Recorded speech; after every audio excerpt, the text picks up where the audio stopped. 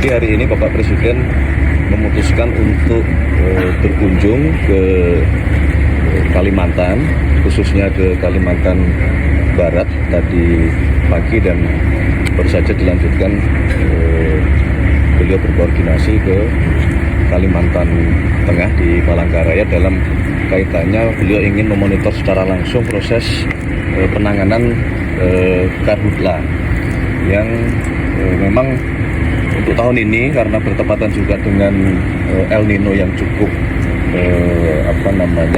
ekstrim atau cukup kering. Nah, yang daerah paling terdampak diantaranya adalah Kalimantan Barat, Kalimantan Tengah tadi bersama dengan Kalimantan Selatan dan Kalimantan Timur dan Kalimantan Utara. Nah, dalam dua pertemuan koordinasi tadi Bapak Presiden pertama mendapatkan laporan penanganan sekaligus langsung berdiskusi mengenai kebutuhan-kebutuhan apa yang sekiranya masih diperlukan di dalam proses perkuatan untuk sesegera mungkin bisa mengatasi seluruh karhutla yang melanda baik di Kalimantan Barat maupun di Kalimantan Tengah dan Kalimantan Selatan gitu. Beberapa hal juga langsung diputuskan oleh Bapak Presiden, penambahan peralatan mulai dari helikopter untuk waterbombing, kemudian pompa air, kemudian di sini tadi juga membutuhkan pompa untuk sumur bor, kemudian juga penambahan personel. Di semua keperluan yang memang diperlukan di lapangan tadi yang kita miliki, persediaan yang kita miliki langsung diputuskan oleh Bapak Presiden untuk didorong, termasuk pengiriman tambahan mobil-mobil tangki dan mobil-mobil pemadam kebakaran.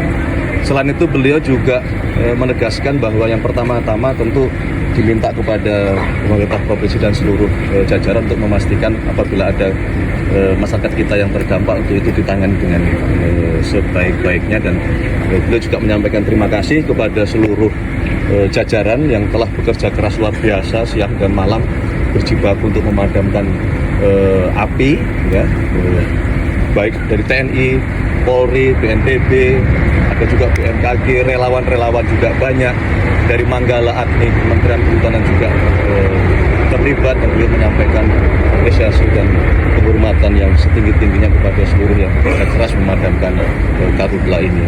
Dan terakhir juga beliau memberikan penekanan kepada kami semua untuk memberikan terus-menerus tidak bosan edukasi kepada masyarakat kita sampai ke level yang paling bawah untuk sekali lagi menghindari kegiatan-kegiatan yang dapat menyebabkan potensi munculnya api yang ya dalam kondisi seperti sekarang akan sangat berbahaya karena bisa membesar dan merugikan kita semua.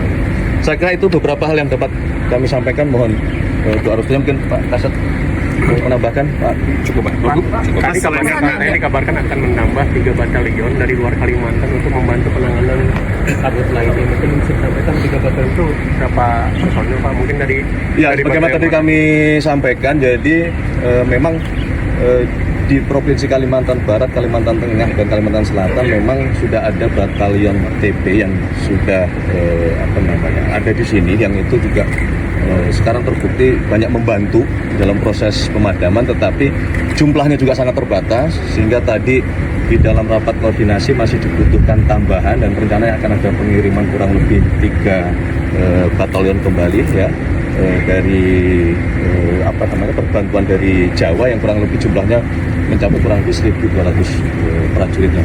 Insya Allah sore ini atau paling lambat besok sudah berada di lokasi.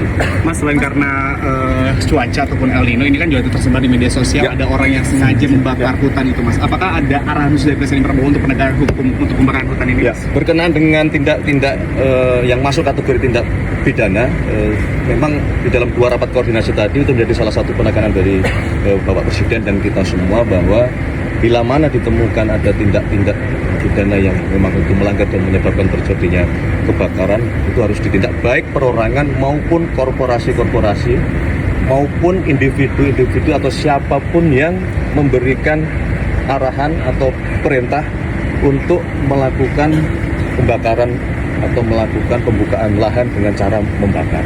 itu menjadi yang tadi dilaporkan ada 4 korporasi yang sedang dalam proses penyelidikan. Kalau aturan pembukaan lahan, Mas, aturan pembukaan lahan dengan membakar itu juga akan diperketat. Ya, ada memang di dalam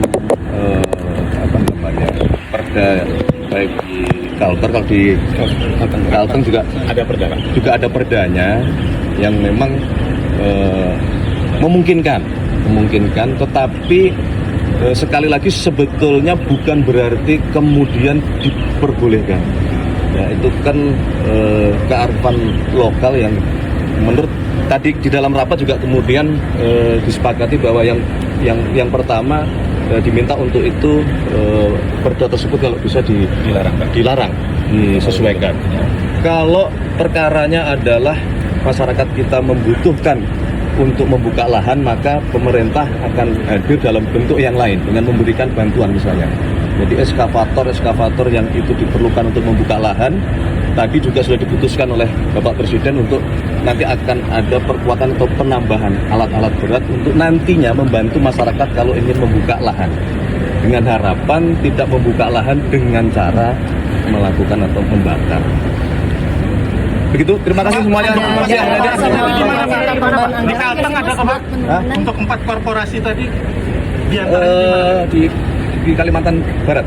Di Kalteng kan ada juga Pak titik api yang di area perusahaan. Bagaimana peningkatannya? Kalau nanti coba ditanyakan ke Pak Kapolda ya, karena tadi dalam rapat belum sempat dilaporkan untuk yang di Kalteng. Apakah berpotensi dicabut Pak izinnya perusahaan? Oh iya, kalau ditemukan pelanggaran kita tidak akan ragu-ragu, akan kita tindak dan sampai kepada ada kemungkinan dicabut izin.